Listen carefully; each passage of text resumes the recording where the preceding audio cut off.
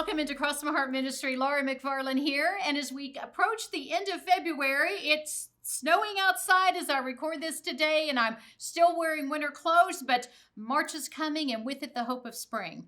This year, Easter lands in March, so we've chosen faith as our Write the Word theme for the month of March, and we think that's appropriate. It will help our hearts get ready for Easter on March 31st. We hope that you will print your own copy. There'll be a link in the notes below, and as you pray through and write through each verse that highlights the word faith during this month, we pray it's a beautiful time for all of us to sort of renew our commitment to Jesus, to remind ourselves of what faith means and how basic it is to our salvation. There are many verses in the bookmark that will be very familiar. Some of them that just remind us of what the gospel is to each of us. One is found in Romans 1:17, where Paul writes, "For in the gospel the righteousness of God is revealed, a righteousness that is by faith from first to last, just as it is written, the righteous will live by faith." Ephesians 2:8-9 tells us that it's by grace that we are saved through faith, and this not from ourselves. It's the gift of God, not of works, so that no one can boast. We know that faith is what saves us, but faith is also what helps us to live saved and to live in light of the faith that we have. Faith, by its very definition, means that we don't know everything. It means that sometimes we are taking that step and trusting the Lord to lead us and to guide us. Faith is the means to be saved, and then faith is necessary for us to live as the saved, redeemed women that we are. Paul gives us some guidance on how to live the Christian life over in Ephesians 6. And this is where he uses military language to teach us how to live this Christian life. And sometimes life in this world really does feel like a battlefield. One of the elements of the armor that he talks about has to do with faith. In Ephesians 6:16, he says, in addition to all this, take up the shield of faith with which you can extinguish all the flaming arrows of the evil one. Faith is one of the pieces of the armor of God, and Paul did use this military analogy. It helps us learn how we can live through the trouble and challenging circumstances of life in this world.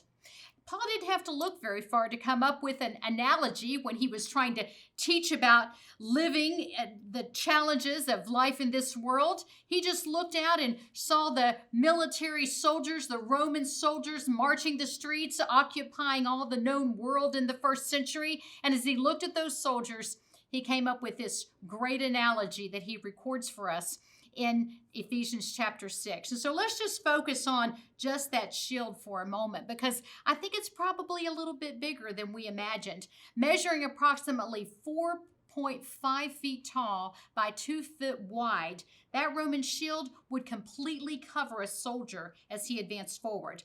It was designed and built to link together with the shields of his brothers in arms, enabling them to advance together side by side and be protected from deadly enemy arrows flying at them. Just the fact that it could link with other fellow soldiers gives us another analogy for the importance of living the Christian life in community and how we really are stronger together. Well, when the first century soldier picked up his shield, he had a powerful defensive weapon in a flesh and blood battle. If the enemy could fire a flaming arrow and hit the intended target, some serious damage could result.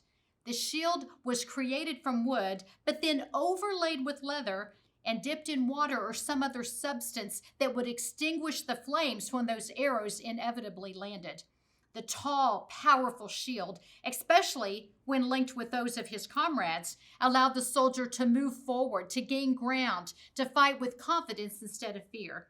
He trusted that shield to protect him, just as the military soldier held his shield high and in place for protection. So does the believer, advancing confidently, even when you look up and see the enemy about to launch a flame-tipped arrow in your direction, means you have faith that the shield is going to protect you.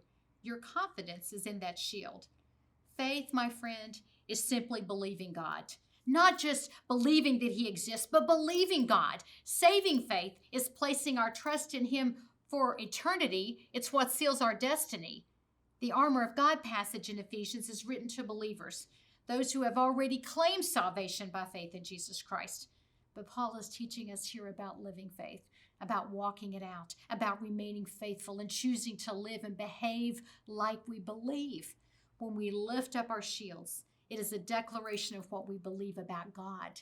And when we lower them, it's a declaration of what we choose not to believe about Him.